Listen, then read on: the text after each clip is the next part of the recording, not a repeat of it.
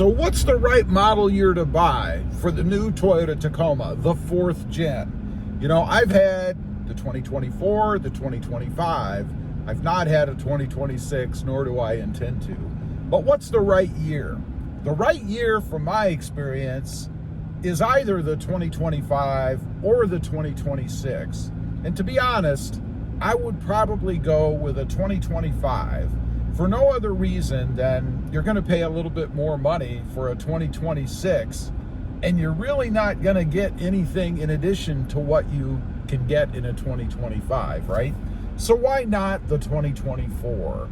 Well, of course, the 2024 was the first model year of the redesign, and everybody always talks about the first model year being the ones not to buy, right?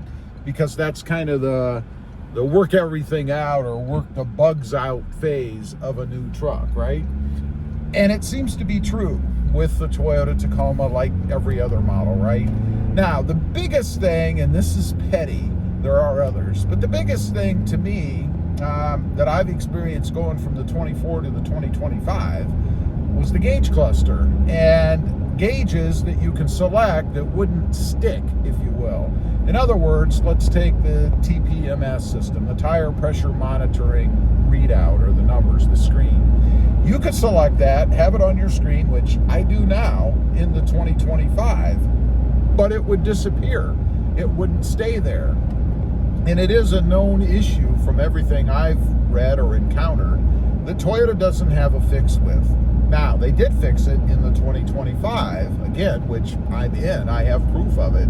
I also had a 25 TRD off-road. We're in the Sport, and it did not have that problem. But my first truck, the 24 Sport, did. I could never get that screen to stay up. It was very frustrating because I'm kind of a tire pressure warrior, I guess. I always want to make sure the tires are up, because the last thing I want is to get stranded somewhere or have to screw with changing a tire when I could have just looked at that system before I was very far from my home or wherever I was leaving from and dealt with it there. Now, I've mentioned there have been a couple other problems. The protruding brake line, that's the brake line that if you had, I think it was a TRD Sport or off-road, I don't remember. I think it was the off-road with the 17-inch wheels, would actually stick into the wheel well. I think they did extend it to all 24s, but don't quote me on that. But the brake line would extend into the wheel area, if you will, from underneath. And it was possible that if you got anything stuck in the wheels, like ice or dirt or sticks or, you know, anything, as the wheel spins, it could damage the brake line. It could break the brake line, right? And then you'd lose the fluid and you wouldn't have brakes, at least in that part of the system. They do have a recall for it. I'm not real thrilled with the recall. It seems all they really did was put a heavier duty line and maybe a little bit bigger or something, but they really should have taken it out of that area altogether, in my opinion, or kept it out of the wheel area. But they didn't seem to do that. So that's something else that you're going to have to deal with.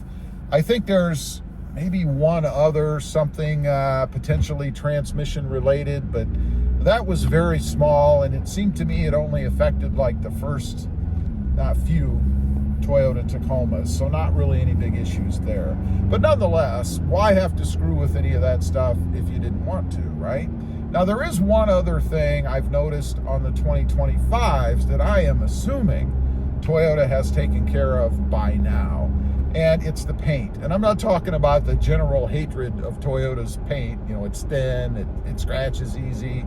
I'm talking about a grip issue on the corners of the hood. On each sharp or pointed corner on the front part of the hood, there is an area where it looks like the paint just ran.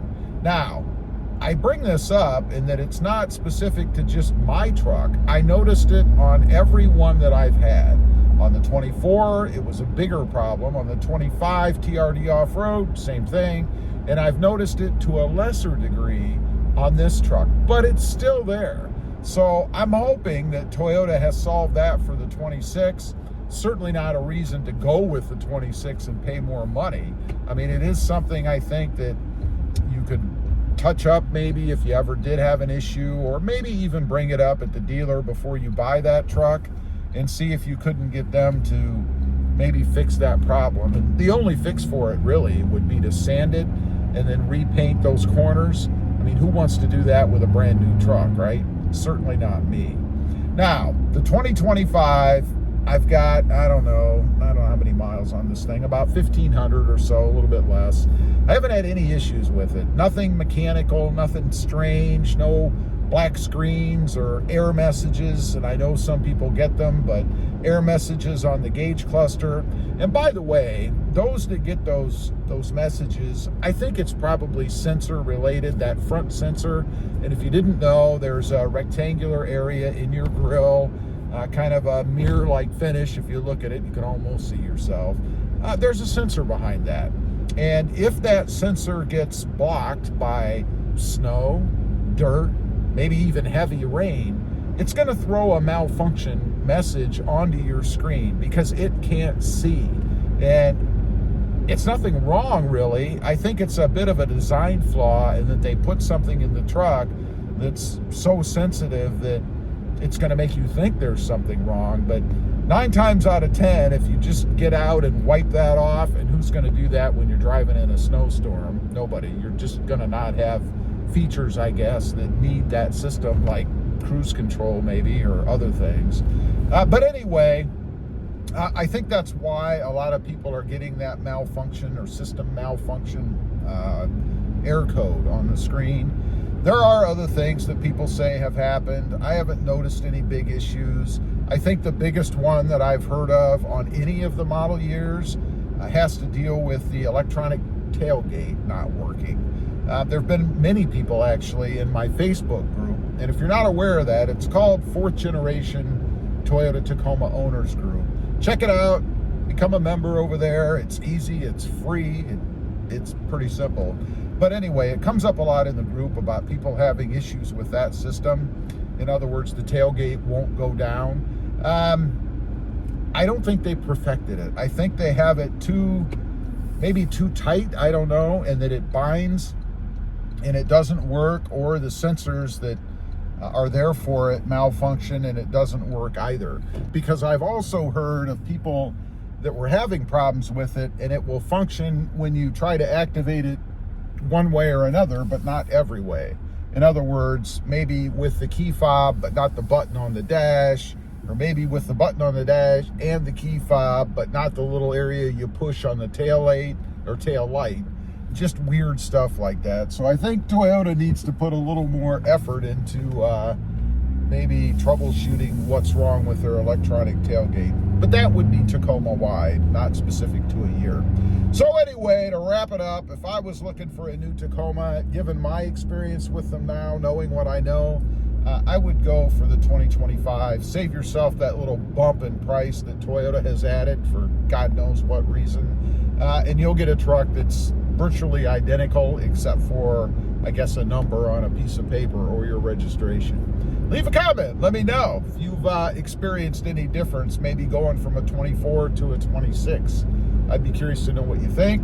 And don't forget, smash that subscribe button if you haven't before, and we'll see you next time on the web. Bye.